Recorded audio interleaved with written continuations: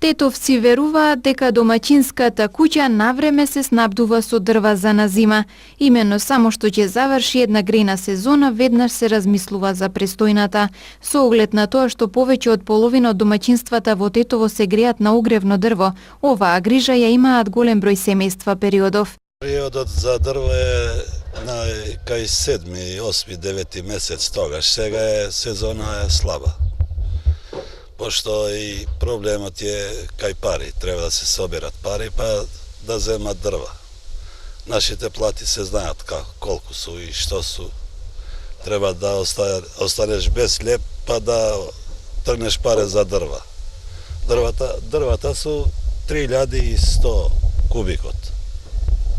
Повозрастните граѓани кои имаат и долгогодишно искуство со затоплување на домовите со огревно дрво, знаат дека напролет цената е најпристапна и останува доволно време дрвото да се исече, да помине низ процесот на сушење и правилно да се складира. Јас знаем мои пријатели, сватовштини, све кои користат дрва, а тие тие што се најдомаќини ги земат април-мај. Зошто цените се на дрва се пониски. И кој ќе дојде тамо октомври, ајде сега дрва не сме купили, тогаш има друга цена. Сега на пролет, за да се спремиме за наредната година, наредна зима. Како што ни изјавија од складиштата за продажба на огревно дрво, вообичаено први муштери се пензионерите. Овој период веќе се распрашуваат за цени и одлучуваат за бројот на кубици потребни за престојната сезона. Грејењето на дрва во зимските месеци е традиција на голем број домаќинства во Тетово. Доскоро за неговата голема застапеност влијаеше најмногу цената, но работите се менуваат, па така дел од домаќинствата почнаа да размислуваат за други алтернативи. Најмногу од аспект на обезбедување на поголем комфор, да нема чистење на печките, да нема ложење, да не се потребни посебни услови и простори за складирање на огревниот материјал. Ова година се греем со пелети.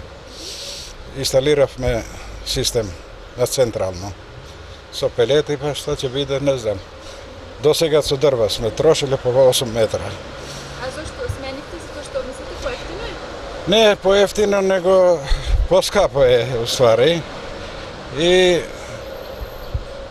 да немамо со дрвја со многу работа, да носиме, да цепаме и све тоа. Што и така, потешко е мало.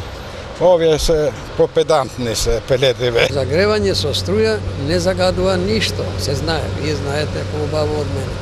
А со горива, значи, чумур, јаглен, значи дрва, пелети, не знам, брикети, тие работи, и кој како ги направил оджаците, добро му работи, не му работи, и тој чат од тие параметри што ги спомнав, во зимно време, значи критични се декември и јануар.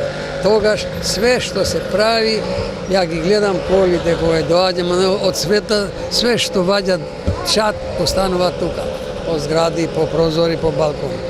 Можноста за грејење со централно парно грејење засега ја имаат само жителите на градот Скопје.